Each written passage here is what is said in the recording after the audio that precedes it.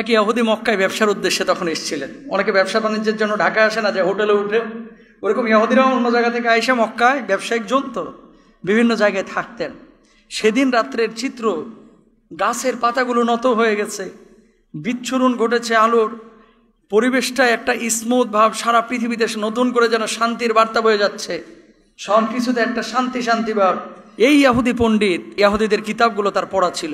মক্কায় জিজ্ঞেস করতেছে, আচ্ছা আজকে রাত্রে কি বিশেষ কোনো ব্যক্তির জন্ম হয়েছে কিনা? মানুষের কাছে জিজ্ঞেস করছে, উনি তো মুসাফির মানুষ। কয় হ্যাঁ, ওই আবদুল্লাহর ঘরে একটা ছেলে হয়েছে, আব্দুল মুত্তালিবের নাতি। কয় এর যে আলামত জন্মর সময় যেগুলো প্রকাশিত হয়েছে, এটা সাধারণ কোনো বাচ্চা না। ইহুদি বলতেছে, আমাকে একটু নিয়ে চলো না, বাচ্চাটাকে আমি দেখতে চাই।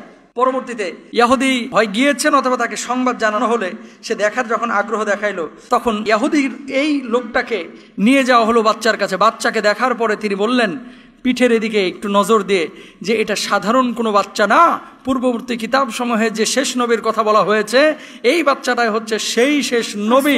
আজকে থেকে বনি ইসরায়েলের সমস্ত কারবার শেষ হয়ে গেছে। তিনি বললেন যে ইনি হচ্ছে শেষ নবী। নবীজি সাল্লাল্লাহু আলাইহি ওয়াসাল্লামের জন্মের আগে, বস্তি বাহিনীকে ধ্বংস করার আগে অনেক বছর দুর্ভিক্ষ চলছিল এই অঞ্চলে। নবীজি জন্ম নিল, এরপর থেকে আর কোনো দুর্ভিক্ষ নাই, খালি খাবার দাবার আর শান্তি গোটা এই অঞ্চলে আল্লাহ সুবহানাহু ওয়া তাআলা বারাকা দিয়ে ভরপুর করে দিলেন। ইব্রাহিম ইবনে সারিয়া রাদিয়াল্লাহু তাআলা থেকে বর্ণিত, তিনি বলছেন, রাসূল আকরাম সাল্লাল্লাহু আলাইহি ওয়াসাল্লামের সম্মানিত মা রাসূল সাল্লাল্লাহু আলাইহি ওয়াসাল্লামের জন্মের শুভক্ষণে একটা নূর দেখতে পেলেন, যার মাধ্যমে সিরিয়ার এলাকার প্রাসাদগুলো পর্যন্ত আলোর ঝলকানিতে প্রজ্বলিত হয়েছে।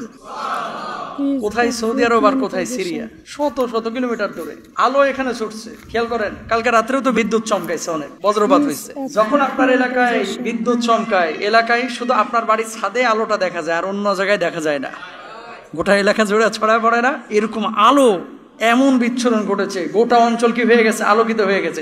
শুধু একটা অঞ্চল না, মক্কা মদিনা না, বরং এই আলো সিরিয়া পর্যন্ত গিয়ে ঠেকছে। আল্লাহর নবী যখন জন্ম নিলেন, কিসরার রাজপ্রাসাদে 12টা গম্বুজ, ভূমিকম্প শুরু হয়ে গেল। ভূমিকম্পের পরে 12টা গম্বুজ থরথর করে ভেঙে পড়ল। সুবহানাল্লাহ। কিসরার রাজপ্রাসাদে ফাটল দেখা গেল এবং এই গম্বুজগুলো ভেঙে ভেঙে পড়ল ভূমিকম্পের পরে। বুঝতে পেরেছিল ইহুদি আলেম পণ্ডিত যারা ছিল যে পৃথিবীতে কিছু একটা ঘটতে যাচ্ছে, কারণ আল্লাহ নবী যে এইভাবে আগমন করবে, সেদিন যা কিছু ঘটবে পূর্ববর্তী সমস্ত আসমানি কিতাব সমূহে এগুলো আগে থেকেই লেখা ছিল। বলুন সুবহানাল্লাহ।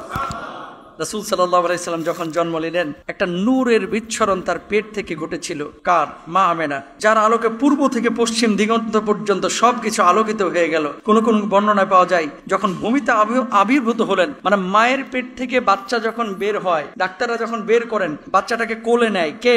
ডাক্তাররা, ধাত্রীরা। মা কিন্তু কোলে নেয় না প্রথমেই, কারণ সে তো রক্তাক্ত।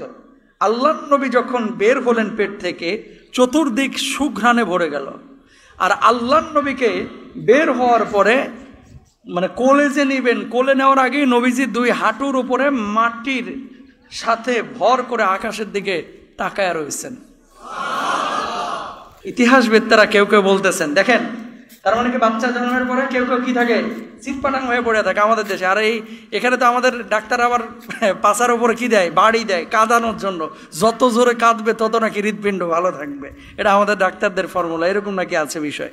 আর পিয়ারা হাবিব সাল্লাল্লাহু আলাইহি সাল্লাম জন্ম নেওয়ার পরে তখন তো তিনি দাঁড়াইতে পারেন না, ছোট বাচ্চা, 2 হাঁটুর ওপরে মাটির সাথে ভর করে তিনি আকাশের দিকে তাকিয়ে আছেন।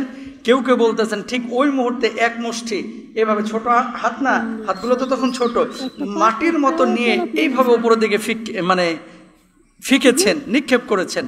বোঝাইতে চেয়েছেন যে আজকে থেকে সমস্ত মূর্তি টুর্তির কারবার শেষ, তাওহীদের কাজ শুরু হয়ে গেল, একত্ববাদের স্বীকৃতি এখন থেকে দেওয়া শুরু হয়ে গেল। বলুন।